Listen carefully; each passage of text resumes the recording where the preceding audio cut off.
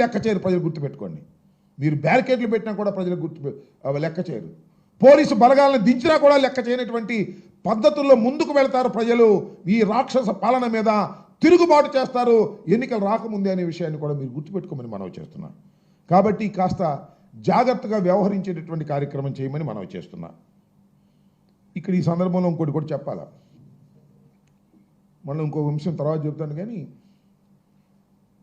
నిన్న మా ఇంటి దగ్గర పోలీసులు పెట్టారు. సరే పెట్టారు, సంతోషం. మాకు అంతకుముందు కూడా నేను మినిస్టర్గా ఉన్నప్పుడు కూడా పోలీసులు ఉండేవారు, అది వేరే అంశం.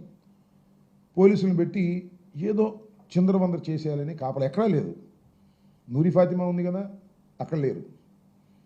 పోలీసులను పెట్టి కాస్త వచ్చేటటువంటి క్యాడర్ను భయపెట్టాలనే ప్రయత్నం చేశారు. నేను వెళ్తుంటే మధ్యలో ఆపేశారు, వెళ్ళడానికి వీల్లేదని. అక్కడ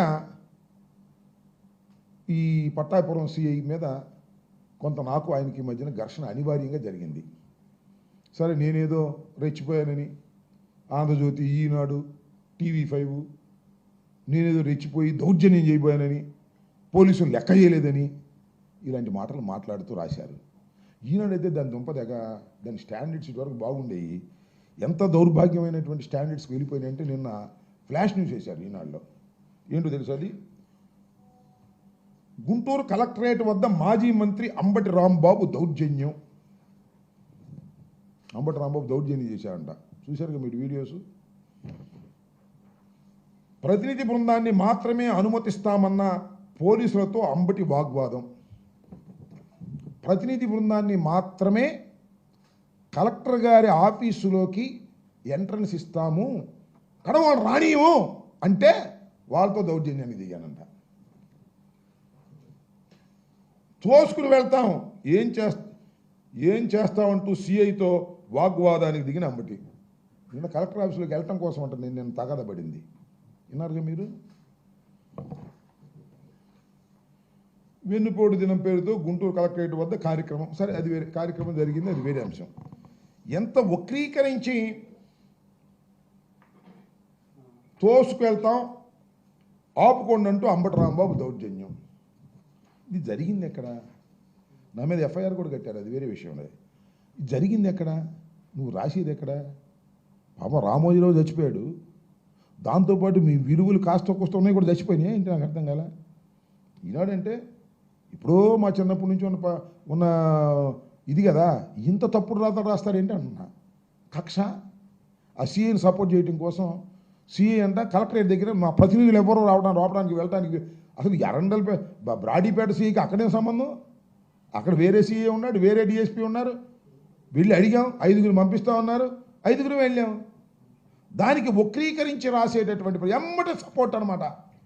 సిఐ గారికి ఎమ్మటే సపోర్టు, ఆ సిఐ గారికి ఏమో లోకేష్ సపోర్టు, ఆ లోకేష్కి ఏమో ఈయన సపోర్టు. ఆ TV5 కూడా అంతే. TV5, ABN నిన్న కుమ్మి పారేశారు. అంబటి రాంబాబు దౌర్జన్యం, పోలీసుల మీద డ్యామ్ డుమ్. ఈ దుంపదేగా నేను దౌర్జన్యం చేసే పరిస్థితిలో ఉన్నానా?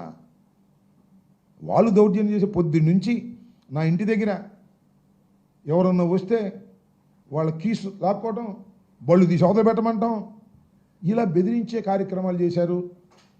మమ్మల్ని భయపెట్టాలనే కార్యక్రమాలు చేశారు. ఇది తప్పని నేను వ్యతిరేకపడ్డాను.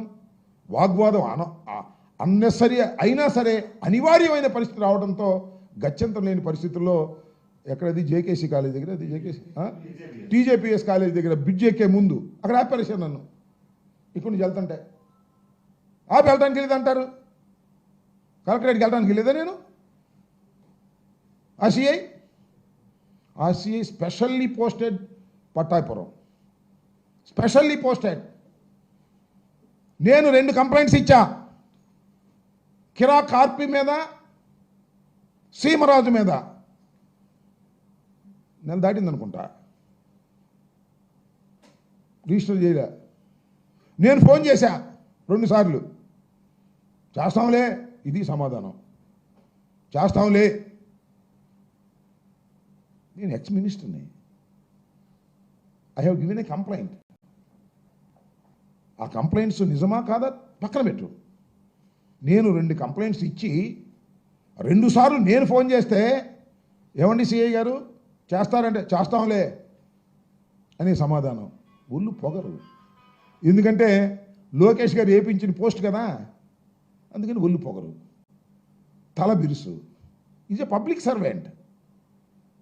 పబ్లిక్ సర్వెంట్కి అంతా తల పొగరు ఉండకూడదు, కానీ ఉంటుంది. ఎందుకంటే లోకేష్ గారు ఏపించాడు కదా, లోకేష్ గారు బంధువు కదా, ఆయన బంధువు ఈనాడు ఆయన సపోర్ట్ ఉంటుంది కదా, TV5 సపోర్ట్ ఉంటుంది కదా, ABN సపోర్ట్ ఉంటుంది కదా. ఈ అంబటి రాంబాబు రోజు మాట్లాడుతున్నాడు, లోకేష్ గురించి విమర్శిస్తాడు, చంద్రబాబుని విమర్శిస్తాడు. కాబట్టి ఇతన్ని సెకండ్ లాగా పెట్టాలని ప్రయత్నం చేస్తాను. ఎన్ని చూశానో నేను, నాకు అర్థం కాలేదు. 89లో రాజకీయాల్లోకి వచ్చా నేను, 2 సార్లు శాసనసభ్యుడిగా గెలిచా, రాజశేఖర రెడ్డి వెంట నడిచా, కాంగ్రెస్ పార్టీలో ఉన్నా. మళ్ళా జగన్మోహన్ రెడ్డి గారు పార్టీలోకి వచ్చా, రాజశేఖర రెడ్డి గారు మరణించిన తర్వాత. ఇన్ని చూశానంటున్నా నేను. 70 సంవత్సరాలు వస్తున్నాయి, ఎన్నో రాజకీయాలు చూశాను, ఎందరినో పోలీసు అధికారులు చూశాను. మంచి మర్యాద కలిగినటువంటి వ్యక్తిని, లా అబైడింగ్ సిటిజన్ నేను. నన్ను ఇబ్బంది పెట్టాలని మీరు ప్రయత్నం చేస్తున్నారు, పెట్టుకొని చూస్తానని మనం చేస్తున్నా. కేసు రిజిస్టర్ చేశారండి. ఏం కేసు అది? ఎఫ్ఐఆర్ ఎక్కడ ఉందా? ఒక కేసు రిజిస్టర్ చేశారు నా మీద.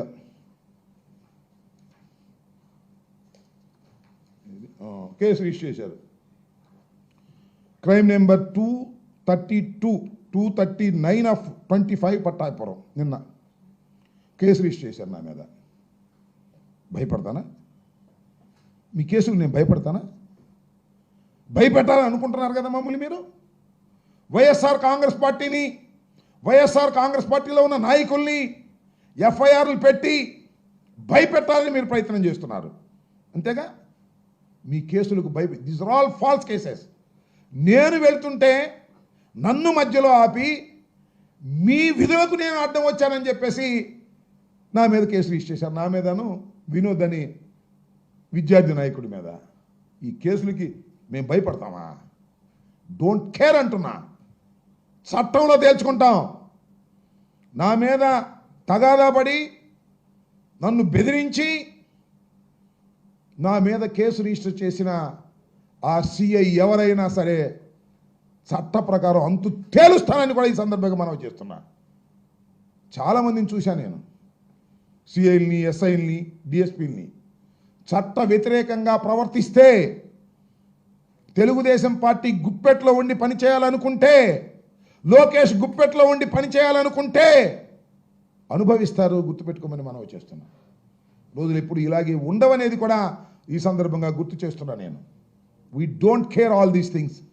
ఇంతకుముందు కూడా కేసు పెట్టారు అక్కడే, సేమ్ సెక్షన్స్తోనే. ఏమయ్యా, నా మీద అయితే అంత స్పీడ్గా పెట్టేస్తారే. ఆ కిరా కార్పి మీద, సీమరాజు మీద స్వయంగా నేను వెళ్తే ఎవరు కంప్లైంట్ చేయరు, వాళ్ళు మీ బంధువులేగా. ఈయన కూడా, ఈ సిఐ కూడా నెల్లూరు నుంచి వచ్చాయంట. ఆ కిరా కార్పి కూడా నెల్లూరు, ఈయన బంధువు అనమాట. సీమరాజు కూడా ఈయన బంధువు. ఇదంతా ఒక గ్యాంగు. మేము ఇచ్చిన దాని మీద చేస్తాంలే. నాదైతే 24 hours కూడా కాదు, చేసి పారేశారు case. You do your duties fast.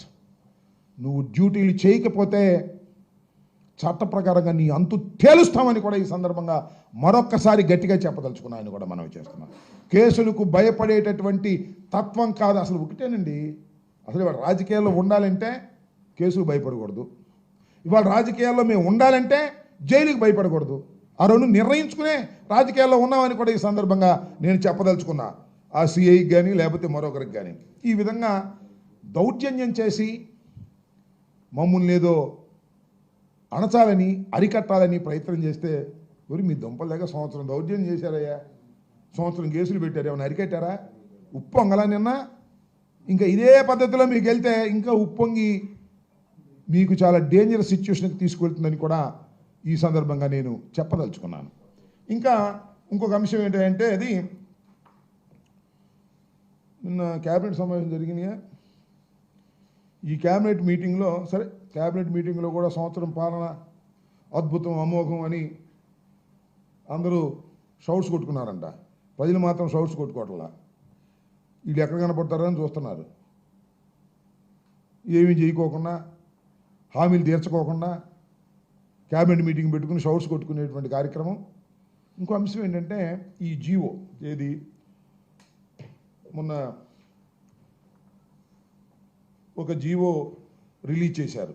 ఏది తుని కేసుకు సంబంధించి కొట్టేసినటువంటి కేసుని మళ్ళా దాన్ని అపీల్ చేసి దానిలో ఉన్నటువంటి ముద్దాయిని శిక్షించాలి అనే పద్ధతుల్లో దాని మీద పెద్ద ఎత్తున దుమారం లేగింది. కాపులందరూ పెద్ద ఎత్తున నిరసన చెప్పారు, మరుసోజు క్యాన్సిల్ చేశారు. ఓ పెద్ద డ్రామా నిన్న క్యాబినెట్లో. అసలు ముఖ్యమంత్రి గారు తెలియదంట, అది మంత్రి గారికి కూడా తెలియదంట, ఎవరికి తెలియదంట, హోమ్ సెక్రటరీ ఇచ్చేసాయంట. ఊరి మీ దుంపలు దాగా ఏం అడ్మినిస్ట్రేషన్ అయ్యేది నాకు అర్థం కాలేదు.